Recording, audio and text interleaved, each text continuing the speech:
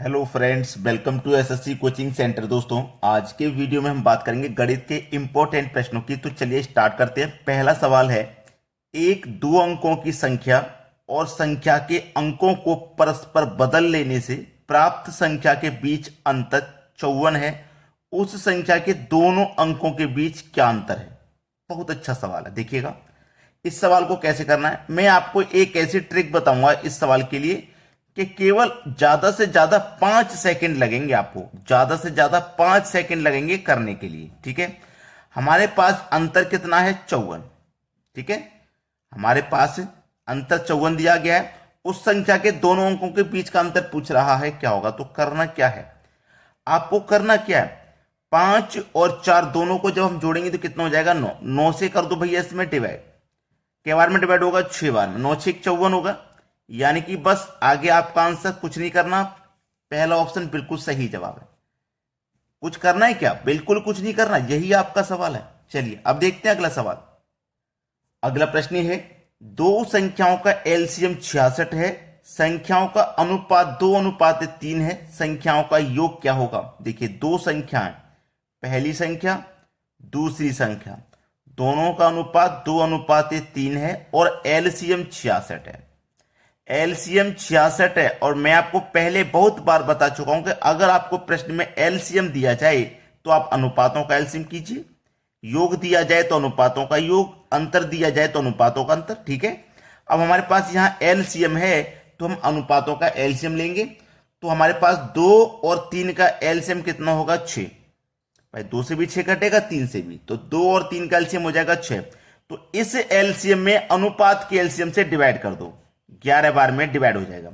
अब 11 का पे 2 से करेंगे तो 22 और 3 से करेंगे तो 33। तो पहली संख्या और दूसरी संख्या दोनों निकल के आ गई। और उन दोनों का क्या पूछ रहा है? योग पूछ रहा है। तो योग कर दीजिए बस। कितना हो जाएगा योग? 55। ये आपका आंसर हो गया। ठीक है, बी ऑप्शन बिल्कुल सही जवाब है। चलिए अब देखेंगे अगला सवाल। अगला प्रश्न है, एक नल 20 मिनट में एक टैंक को भर सकता है यदि एक रिसाव 60 मिनट में टैंक को खाली कर सकता है।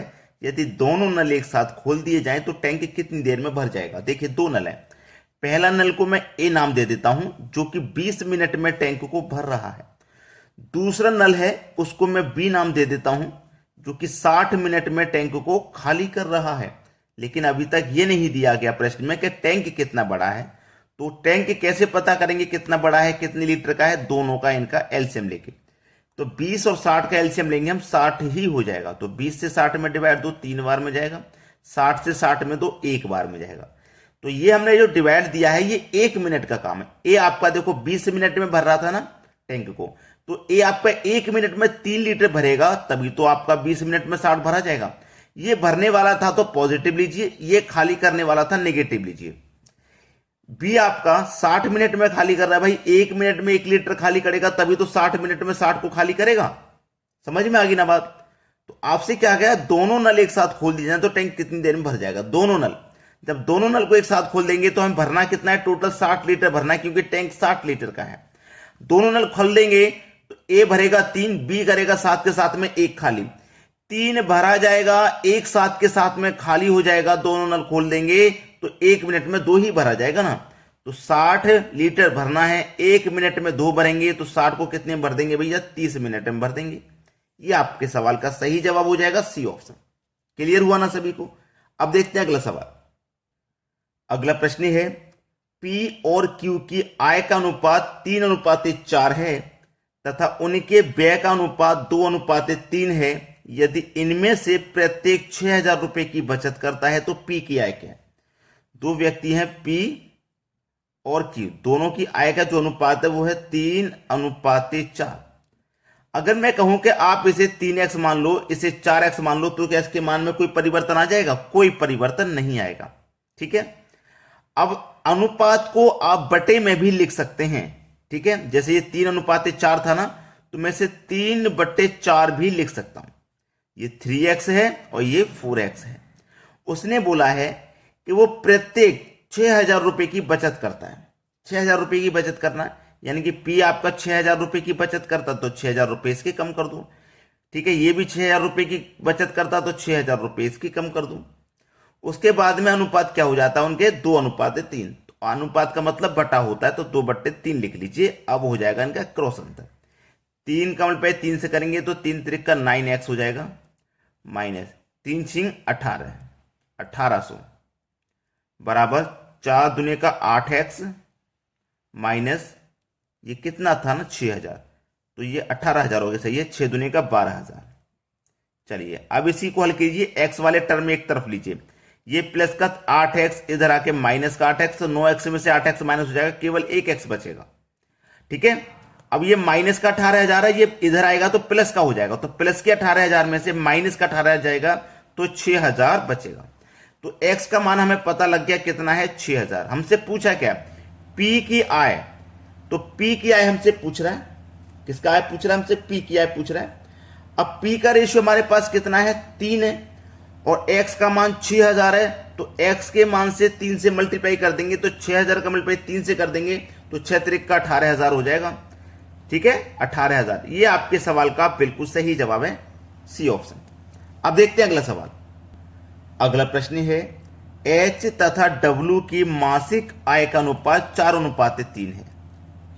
H और W की आय का अनुपात 4:3 है। अब मैं से पहले की तरह इसे 4x मान लूं, इसे 3x मान लूं, तो क्या इसके मान में कोई परिवर्तन आएगा, कोई परिवर्तन नहीं आएगा।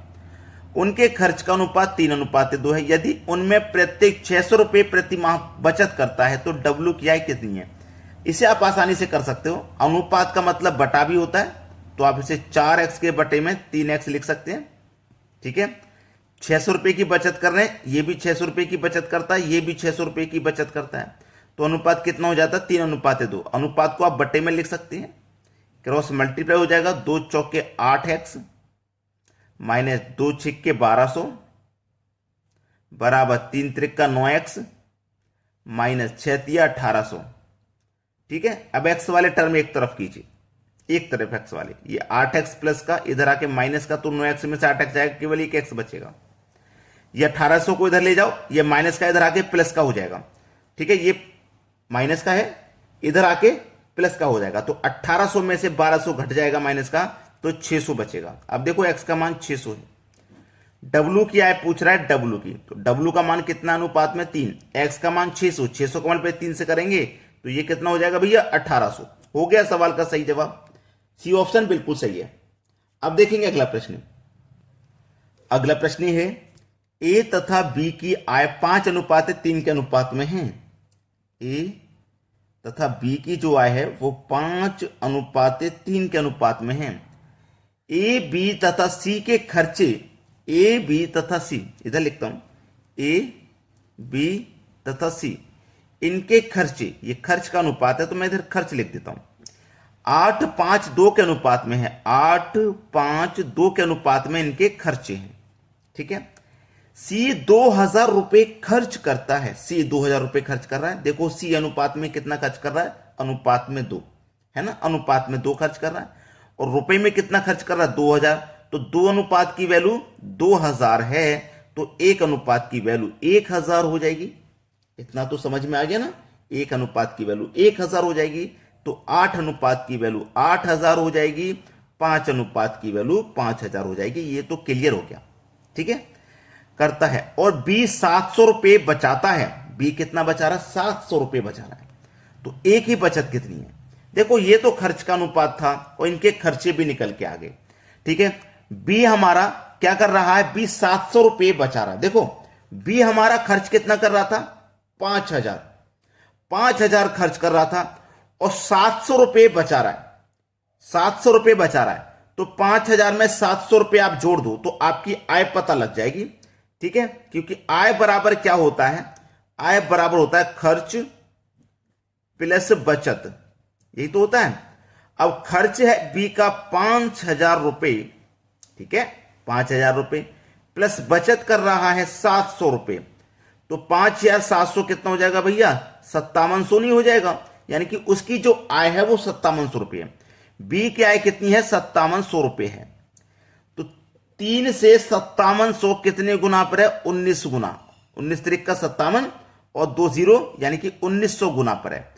जब A की आय 1900 गुना है तो B की आय भी कितनी हो जाएगी भैया, 1900 गुना हो जाएगी। तो 19 पंजे 95 और 2 जीरो यानी कि 9500। तो उसने ये पूछा था कि ए की बचत कितनी है, ए की बचत पूछी थी उसने। तो चलिए ए हमारा कितना कमा रहा है 9500 और ए हमारा खर्च कितना कर रहा है 8000। 9500 कमाया, 8000 खर्च कर दिया, तो बचा कितना भैया 1500 ही तो बचा। सवाल का खत्म आंसर, 1500 की बचत कर पा रहा है वो। ये आपका सही जवाब है।